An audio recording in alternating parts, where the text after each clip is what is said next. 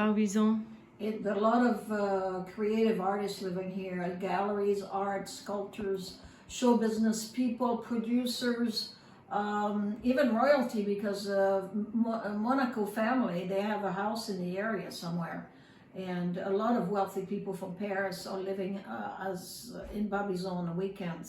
They have their weekend retreat here. But two of the famous French singers in the 70s and 80s, Bernard Sauvage and Georges Chelon, who are typically French singers that sing melodies that the French-speaking people like, and their audience is more like Beirut in Lebanon or Africa, where people speak the language. Are living here and still giving concerts. Yes, I've noticed posters. There's one up right now. They still give concerts. Yeah. So it's a mix of interesting people, because you find a little bit of everything. But there are a lot of moneyed, wealthy people that have very nice properties around here. Yes, a lot of culture and sophistication. I noticed that. Now you have all the old galleries on Main Street, the Grande Rue, because it's a famous school of Barbizon painting, which was is on the map in all the art schools. It's where they started the pre-impressionist school of painting, called l'École de Barbizon. And among them is Jean-François Millet, who is a leader in that school, producing, for example, the evening prayer in the fields. What do you call this?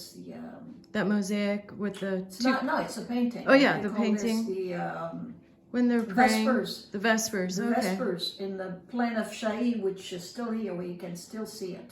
They have a mosaic up with that painting. Yeah, they did a mosaic of other famous painters that came here. Like Karl Domer was one of them. He was of German-Swiss origin and lived here. There are plaques showing all the famous people over here. The street to the back, Barry, he was a famous sculptor of animals mostly. He did bronze sculptures that were selling for a lot of money in the 19th and 20th century. Yes, so this town has been filled with famous artists, like writers as well, not just painters. And a lot of famous people visited Barbizon because it's on the map. The Queen Elizabeth came here, the Prince Hirohito, he's the Emperor of Japan, Hirohito, who no longer lives, but he was a living emperor at the time. And a lot of, Stevenson wrote his books on the forest, and in one of the famous places here, which is a hotel right now, and a gallery, Bicharat. Oh yeah. Yeah, Stevenson's, the Hotel of Babreau. He wrote his Letters of a Forest. He's a famous writer. Oh, that's right. He wrote that. Here, when he was staying in Barbizon. Okay.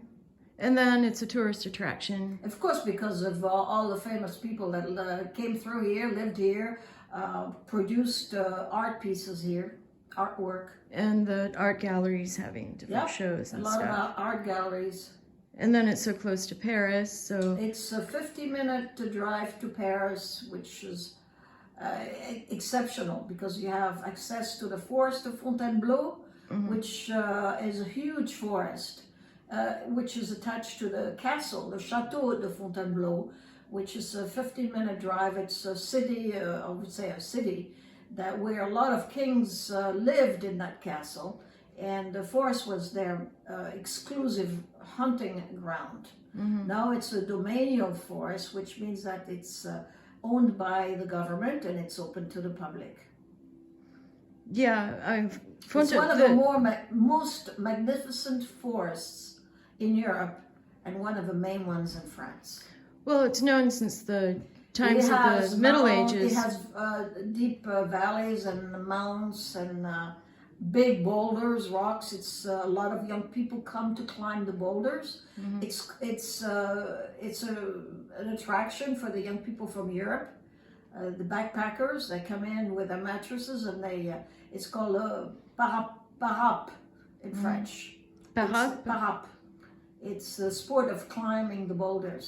Bouldering. Yeah, I noticed that. Beautiful boulders. So you get all types of tourists here. The backpackers, the rich ones. It's a mix. different cultures. A lot of Asians come through here, I A noticed. lot of Asians come here for the school of Barbizon, of painting, Okay. which is on the world map. And then the town of Fontainebleau, Well, it's really close. They call it like a mini Paris. it's 15 minutes away. It's a provincial town that is large and is attractive. It's a French provincial town that has everything. They call it this mini Paris. Yeah, I it heard that. has most of the medical specialists there, a big hospital and all of that. And a park and the forest. And the castle. And they have a concert every year. The one, Django Reinhardt, that used Oh to yeah, produce- Django's from yeah, here. Django Reinhardt used Of to, course. to produce in Love Savoie, Django. and because of a flooding a few years ago, they moved the venue to Fontainebleau. So it's also a yearly big event, international event, where people come from all over the world to listen to that type of music. That's right, Django Reinhardt's Which from is a type of Fontainebleau. gypsy jazzy music. Yes, yeah, I'm Very very unique. familiar. I like him. Yeah. Okay, thanks, Mom. I just wanted Get it. a little bit of history on the town. Thank you.